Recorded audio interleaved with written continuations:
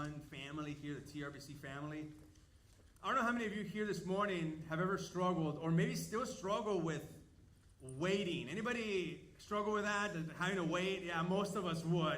We want the stuff we wanted, and we want it yesterday. That's usually our mentality. It's like we want it now, or we want it yesterday. The first 10 years of ministry here were different than my 5 years afterwards. My first 10 years, it's like the Lord would just kept on pounding me with, I'm building your patience. I'm building your patience. And boy, that was you could just grind your teeth. Because they were like you, I'm very similar in the sense that I'm wired to do, not to wait. And I know some of you can relate to that. You're wired to do something about something versus I'm going to wait until the right timing. And what I've discovered over the course of the years is that the more I seek God's face, as I'm patiently waiting for Him, the more I experience Him in my life, but also the more I experience the people around in my life, because I'm not hastily going through life. Life happens in the waiting. That's where life happens, in the waiting. But we tend to drift towards urgency, not towards patience. Have you ever noticed that? Our natural drift is to drift towards this urgency. I got to do it now. It's going to get done. We don't tend to drift towards, I'm just going to wait patiently. We tend to overdo our life with a whole bunch of stuff, but we should plan for patience because it's in those moments that we encounter God and enjoy the presence of those around us. But this is the trick, to know when it's time to act and when it's time to wait. And it's a fine balance, isn't it? When to be patient and when to get moving. Learning to wait, I have discovered, is a hard lesson to learn in life. The value of patience and waiting. We spend a whole lot of percentages in our life just waiting. When you go to the store, you're waiting. And when you're waiting in the grocery store, you're hoping. You're just hoping that when you go to our two big stores, only two big stores, H-E-B or Walmart, this is all we have, you're hoping that when you go after work, a 4 or 5, maybe even a 6, that maybe, just maybe, the person that has 2 cards and tends to go in the self-checkout where it says 10 items, that he or she won't be there. And if they are, you're like, oh, you want to become manager almost, like, hey, excuse me, sir, you need to move it along, Do you work here? No, but, I'm a kind of staff, Maybe you wear your blue or your red, whichever one you go to, and you're like, hey, we got to move it along. See, we're all tested at some point. We're all tested in our patience. Every one of us. You go to the doctor's office. Man, you got to be patient. You're going to wait a little bit. You go to the big city of Seguin. Right, you go to the big city of Seguin, you got to be patient with their traffic. There's the traffic there. This morning we're going to see James talk about patience. When, why, and how to be patient. So if you brought your Bible, I want you to go to James chapter 5, verse 7. As we continue our journey through the book of James, the half-brother of Jesus. And the book of James is more like a sermon. It reads more like a sermon. And one thing that I love about James is that he's very practical. Very practical. He preaches about the things that for us, it's like, yeah, I want to know that. I want to know how to do that. And today we're going to see that 6 times he uses the words either patience or perseverance. So that's a big emphasis in today's passage. He's going to use 4 examples or illustrations of when to be patient, why to be patient, and how to be patient. Because there are situations in life that stretch your patience. It's like a rubber band, If this is patience, there's some circumstances in our life that requires a whole lot more patience, isn't there? Some of you are already like, it's just going to pop. And this is what we need sometimes, especially when you've been waiting for a while. Author Jenny Nemo, who wrote Charlie Bone and Time Twister, said this: waiting and hoping is a hard thing to do when you've already been waiting and hoping for almost as long as you can bear it. when you've already been waiting and hoping, to wait some more and hope some more, it's very challenging. And that's where you need an extra stretch of patience, particularly in four times. So I want you to go to verse 7. We're going to explore that, those examples and those 4 times where you need the extra stretch of patience. And in verse 7, it reads like this. It says, "Be patient then, brothers or sisters, until the Lord's coming.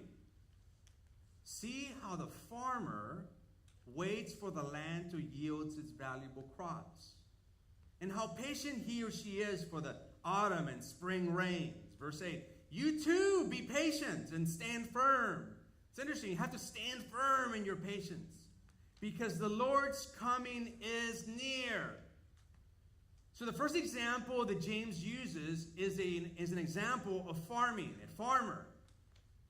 We need the extra stretch of patience when circumstances are uncontrollable. That's when we need the extra stretch of patience.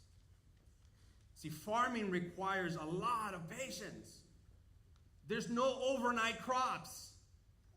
Now, most of you would understand that, being that we're from here. Like, if you have a ranch, you understand that to be the case. The rancher or the farmer, you've got to exercise patience because there's some things that are uncontrollable. You don't know quite when the corn is going to, if it's going to rain to make sure that the corn comes out, or you're not quite sure. You have to depend on rain in order to get the hay bales. You need to have patience. You understand that illustration of a farmer because we see it here. And a major part of a farmer is waiting. When to till the land, when to plant, when to prune, and even when to harvest. But it's more than that, because there's so many more uncontrollable factors. Wouldn't you agree? You don't know how the weather's going to be, or the economy is going to be at. You don't know if you're going to have your labor force, if people are going to work the land. We saw that last year, didn't we? When our grass was scorched. Man, not only was there no grass, it was like a whole bunch of dirt. And we got very little rain. And some of you made some hard decisions. You had to sell cattle rather quickly. The price was going pretty high up on the feed of the cattle. Why? Because you were depending on rain, and the rain didn't come. You know what it's like. Many of us know what it's like to be depending on God in the things that you can't control, like rain, like the economy.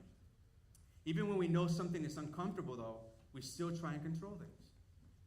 And this is how we try and do it. Even when we know that we can't control things, we still try and control things by exercising worry. And some of you are there. Some of you have experienced that. You're like, man, I sure can't control that, so let me worry. You know how insane that sounds? I can't do anything about it, so I'm just going to go ahead and worry.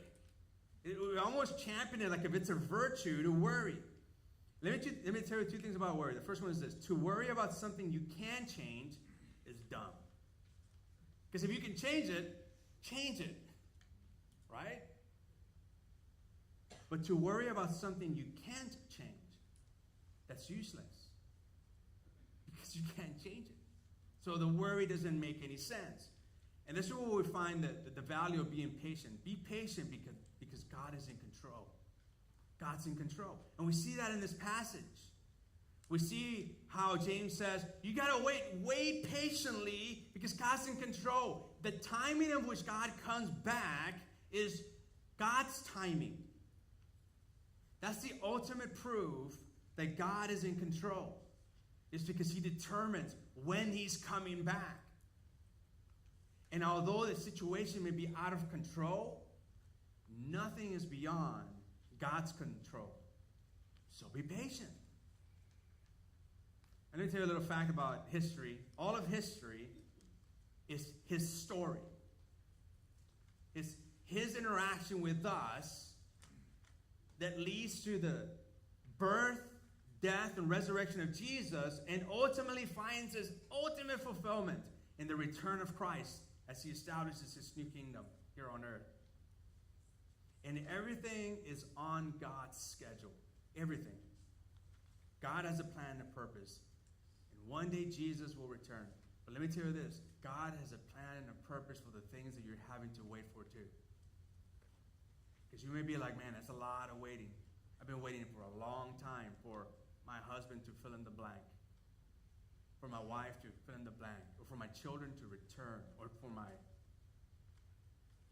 Everything's in God's timing. And our response during that process is to wait expectantly. Wait expectantly. Just like James says, you're expecting, you're just waiting for the return of Jesus. You know, the farmer, or in our case, the ranchers, they wait expectantly.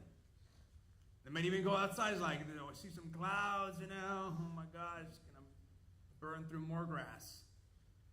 But what do you do? What does a farmer do? Now, one thing the farmer doesn't do is just chillax. Just relax. You're like, oh, okay, everything's going bad, so I'm just going to wait it out. They do stuff. They do things. You wait, but the farmer gets ready for the harvest. And oftentimes, God is waiting on you and me, you and I, to be able to handle the blessing that He wants to pour out. Have you thought about that? That maybe God hasn't yet responded because it's not just about waiting. It's about exercising faith in the waiting. It's doing the things that you can control and not worrying about the things you can't even control. And so we see that. The second example he's going to use is that of a prophet or prophets. We need that extra stretch of patience when people are unchangeable. Oh, man, I hear it says, oh, no, I can change him. No, you can't. You can't. Well, you can only change you. Use who you can change. So let's see in verse 9. Let's explore that. Let's unpack that from the text. Don't grumble against each other. Brothers or sisters, you will be judged. The judge is standing at the door. Brothers and sisters, as an example of patience in the face of suffering. Pause here for just a moment. Now, they knew what suffering was. First century Jewish Christianity was very, very difficult. Because you were very, very highly persecuted. And you were being persecuted from two ends. One, from the Roman Empire, right? Experiencing some of their persecution. And that persecution typically led into the amphitheaters or into Nero's palace, where you were burned alive for his own entertainment. Or you were persecuted by the Jewish community, who didn't quite understand what Jesus was all about. And so they would report to the authorities. So they knew what persecution was. In the face of suffering, when you're suffering, be patient. Be patient. Take the prophets who spoke in the name of the Lord. As you know, we consider blessed those who have persevered. So there's this example of the prophets. You see, the duty of the prophet was to proclaim the word of God, but also to bring about change in a particular culture. It was to sternly and aggressively warn people so that they would change their ways. It's called repentance, so they can move towards God and away from their sin. They would turn to God, to act differently than they were currently acting as. But you know what? You know what happens when the prophet speaks in the Old Testament? You would think, oh, yay, people are like, woo, the prophet has come. Hurrah. Nope. It's quite the opposite. Especially if the culture was really wicked and really far from God. They were met with resentment. They were met with resistance. Even though he had the best good for them, they resisted the prophets. And as a result, the prophets got maligned. They were misunderstood. They were criticized. They weren't the most popular guys. It was discouraging. So I want to ask you a question this morning. That is, who's the person in your life who refuses to change? Don't look at the person if the person is near you. Elbow. I know I brought you for a reason, honey. Before I marry you, you need to hear this sermon. Worse yet. Worse yet. This might be a little bit tougher. Worse yet. Who's the person in your life that's the biggest irritant or instigator in your life? Who is that person?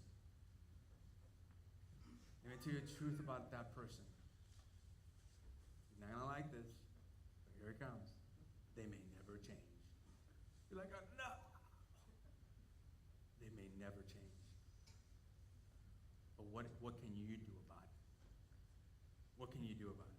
It's interesting that the word patience, especially as it's used here, is the word that is used, in the Greek it's actually makrothumos, or makrothumai.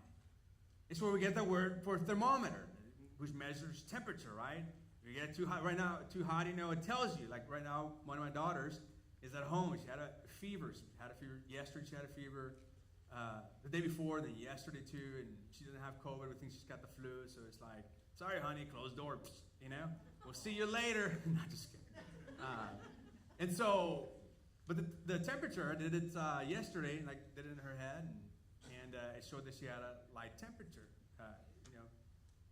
That's what it's designed for. So what is this patience as it relates to temperature? Well, it's the ability to be able to be short-fused, to be able to cool your jets. It's to be able to not get heated too quickly, if at all. That's what makrothumos means. It takes a long time for you to get hot. It's makrothumos. It's you don't blow up when you can. It's makrothumos. It's having that long fuse.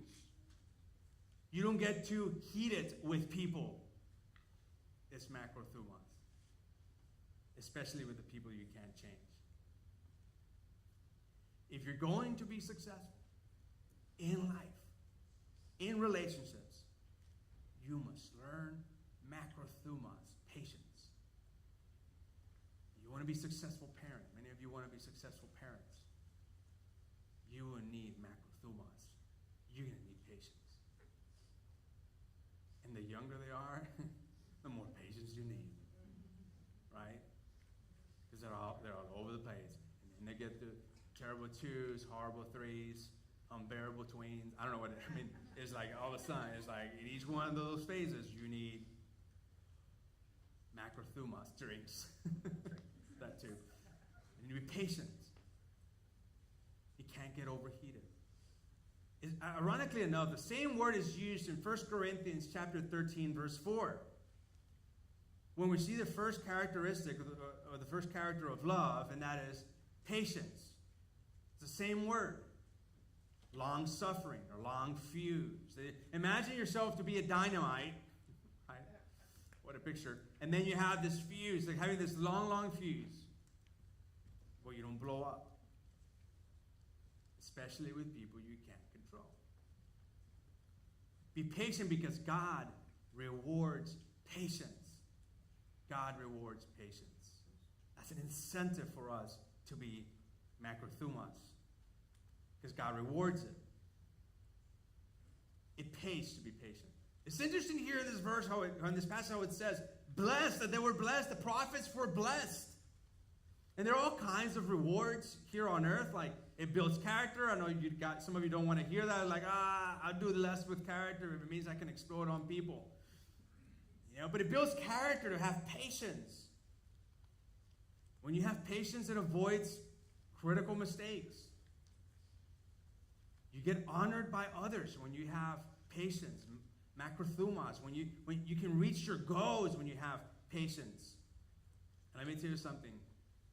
The more patience you have, the happier the relationship you'll have with your spouse, with your kids, with your loved one. And that's just the earthly rewards. How about the eternal ones, like James is talking about with the prophets? Oh, it was tough with the prophets, but they were looking to a reward in the future, the eternal rewards that we get when we're face to face with our God. Jesus in Matthew chapter 5, verse 13, put it this way. He said, blessed are you when people insult you, persecute you, and falsely say all kinds of evil against you because of me. And this is either because you're saying things about, regarding Jesus, you're witnessing about Jesus, or because you're living a lifestyle. Because you're the walking sermon. You're the walking message. It says, rejoice and be glad. Why? Because great is your reward in heaven. In other words, you may not have a reward here on earth in some cases, but you're surely going to have one in heaven when you exercise patience. And I tell you what, one of the strongest desires is to retaliate when you're hurt. Certainly some of these prophets that James is talking about could have very well have retaliated, but they don't. Many of them don't. And it's so easy to try and get even, to settle the score, to get revenge. You're like, oh yeah, you know what? Actually, you know what? Oh yeah, okay. You wanna pitch a fight. You're like, oh yeah, well I'm sure gonna be telling people about her or him. It's so easy to want to get into it and try, especially people who can't get, you just want to, instead of waiting patiently, you want to get into it. It's hard not to get short fused. I wouldn't know this experience, but when you buy a new car, and then you park again, by the side of somebody who doesn't own a new car, aka me, you should be worried because I'm in a hurry, open the door, let's go, But it's hard, in those situations, or you're in the store again, and it's like the line is real long, or you go to the restaurant, and you're like, man, that's a long line. But you still wait, and the check doesn't come in yet when you want to leave, and the strongest desire is to retaliate. I ordered that a long time ago. Somebody scratched my car, I'm going to beat up someone. Or what happened here? You should move, lady. When somebody criticizes you, all the more. Even if it's an encouragement, sometimes we take it as a criticism. We're not like, something in us just wants to crawl out of our body and just get those gloves on, Susie, because you want to retaliate. But I want you to think about this next time you feel like the inner beast wants to come out, And that's this. I want you to ask yourself this question. Is this worth giving up reward for? Is this worth giving up reward for? Next time you want to retaliate, respond, hypercritical, or you want to, just show them, just ask yourself, is it worth losing reward for? Either the reward of reputation here on earth, or opportunities, straining relationships, or losing reward, future end before the Lord. Our response ought to be waiting quietly. Wait quietly. It's interesting here in this passage it says, don't grumble. Because you know what happens? We can take waiting. We can wait and not respond as long as I can complain. Ever been there? I waited patiently. I didn't say anything. I bit my lip for a little bit, and then I just started complaining. It says, don't grumble. Don't grumble against each other. You have enough worries outside of your household or outside of even church to grumble to begin with. So just don't grumble. So what happens when you're frustrated and you can't do anything about it? Typically what happens is we take it out on those around us. So for the first century Jewish Christian, as they're being persecuted, they start grumbling and they start taking it out on each other. That's what's called triangulation, by the way. It's when you're really mad at this person, but boy, this person is right in front of you. You're mad at your spouse, but your kid is in front of you. Or you're mad at your kid, but your spouse is in front of you. You're mad at the mother-in-law or the father-in-law. You're mad at the boss. You're mad at so-and-so. Fill in the blank. But you're letting your fuse run short with the people in front of you. And it's insane. It's insane, but that's the way we tend to operate. We tend to take it out on those around us. Yet James says, don't grumble against each other. Don't do it. I know the tension is high, the pressure is high. But don't grumble against each other. The third example is the example of Job. We need the extra stretch of patience when problems are unexplainable. When problems are unexplainable. And boy, does that fit Job. If you go to verse 11, it says this, as you know, we consider blessed those who have persevered. You have heard of Job's perseverance and have seen what the Lord finally brought about. The Lord is full of compassion and mercy.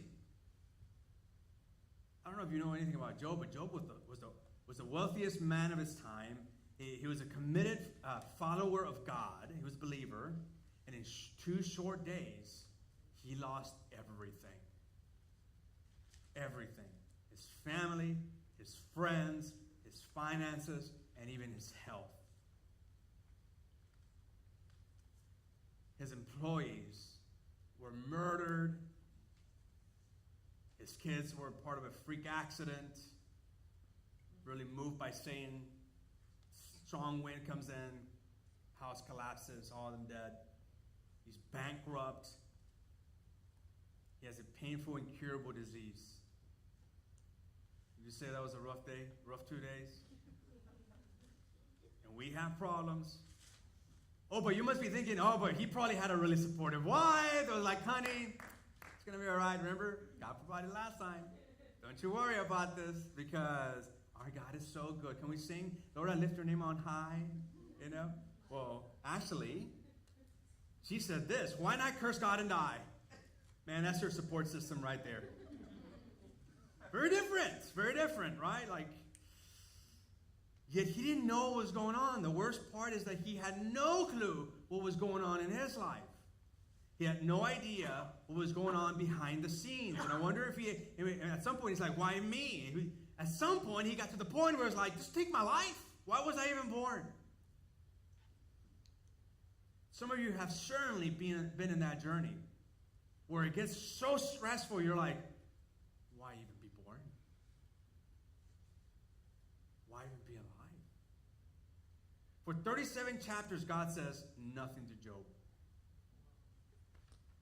But Job persevered. He hung in there. He refused to give up.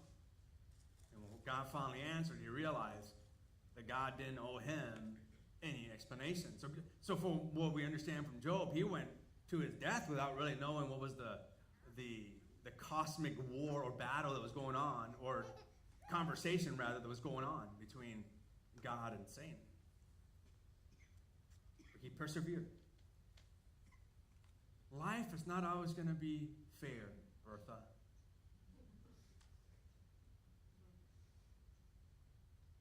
Life is not always going to be fair, Bubba. It's going to be messy.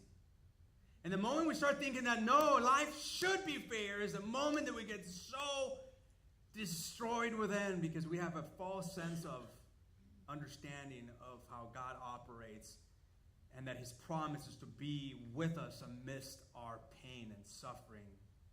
And oftentimes that means he doesn't rescue us from that, but he's certainly in it with us. In our dark valleys, he is the one that's there. And he was the one there with the prophets. As a matter of fact, the next series is going to be on Elijah. You want to see somebody who's depressed, anxious, worried, having a mental health crisis? It's Elijah, a man of God, a prophet. Life is not always fair, but you got to be patient because God is working things out. He's working things out for your good and his glory. The Lord was full of compassion and mercy. God's delays are not always denials. Let me say that again. Some of you might want to write this. God's delays are not always God's denials. He's not denying. He might not be denying you. He might be just delaying. In fact, while you wait, the Lord is working on your problem behind the scenes. You might be thinking like, well, why don't I see it? It's because I just said, it's behind the scenes. But He's working. We see Jesus even talking about it. The Spirit of God is working in you, through you, and in your circumstances. And He's working in your circumstances to deliver the good news of a relationship with Him. And He's using the circumstances to drive everything towards that good news, which invades bad spaces. In order for good news to be good news, it has to invade bad spaces. So our response is to wait confidently, just like the prophets did. They waited confidently. We may not get a reward here in this side of heaven, but in heaven, I'm going to get my reward. We wait confidently because God finally brings the blessing. So how do you show confidence? I'm going to read to you a prayer that most of you would have heard already at some point or another, but maybe you haven't heard all of it. This is by an American Reformed theologian, Reinhold Niebuhr. And this prayer goes like this. Again, some of you have heard parts of this. God, this is while you're waiting, by the way. Wait confidently. God, grant me the serenity to accept the things that cannot change, courage to change the things that I can, and the wisdom to know the difference, living one day at a time, enjoying one moment at a time, taking this world as it is and not as I would have it, trusting that you will make all things right if I surrender to your will so that I may be reasonably happy in this life and supremely happy with you forever in the next. Amen.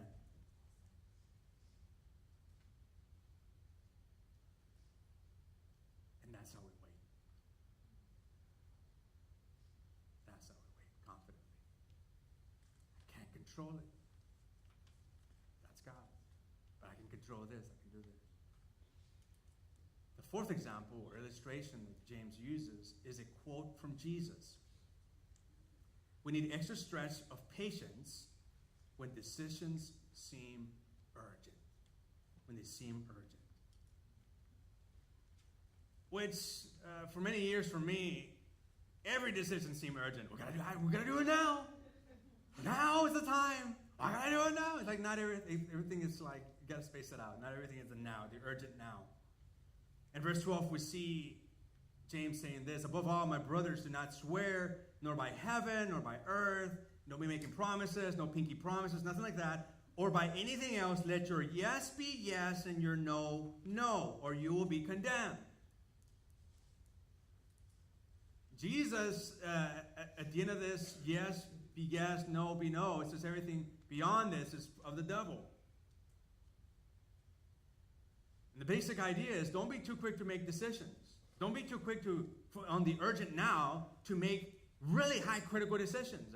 I get it all the time. I get these questions, people wanting to leave their job, and when they're frustrated, I'm like, hey, listen, I know you're frustrated. I want you to consider waiting about 6 months. Because at the time when we're frustrated, when we are like, we just want to make the decision yes or no. Like, you got to wait patiently. And when you make commitments, that your yes be yes or no, no. But don't let it be like, we'll see what happens. No. It's a yes or no.